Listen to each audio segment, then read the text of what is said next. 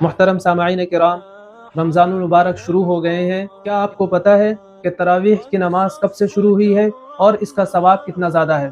نبی صلی اللہ علیہ وسلم نے اپنے دور میں جماعت کے ساتھ نماز تراویح کو شروع کیا اور کچھ راتیں جماعت کے ساتھ ہی پڑھیں، لیکن پھر بعد میں آپ نے اس عمل کو اس لیے ترک کر دیا کہیں یہ نماز فرض نہ ہو جائے۔ پھر حضرت عمر رضی اللہ عنہ کے دور خلافت میں انہوں نے سب کو ایک امام کے پیچھے نماز تراویح شروع کرنے کا ہدایت دی، اور تب سے لے کر آج تک یہ عمل جاری ہے اور پوری امت مسلمہ تراویح کی نماز جماعت سے ادا کرتی ہے۔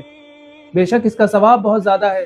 نبی آخر الزماں صلی اللہ علیہ وسلم نے فرمایا، جو شخص ایمان اور ثواب کی نیت کے ساتھ تراویح کی نماز ادا کرے گا تو اللہ تعالیٰ اس کے پچھلے گناہ معاف کر دیں گے۔ بے شک تراویح یہ ہمیں قرآن سے جوڑتی ہے، اللہ سے جوڑتی ہے، قیام اللیل کا بہترین ذریعہ ہے، درجات کی بلندی، جنت کے حصول کا بہترین ذریعہ ہے۔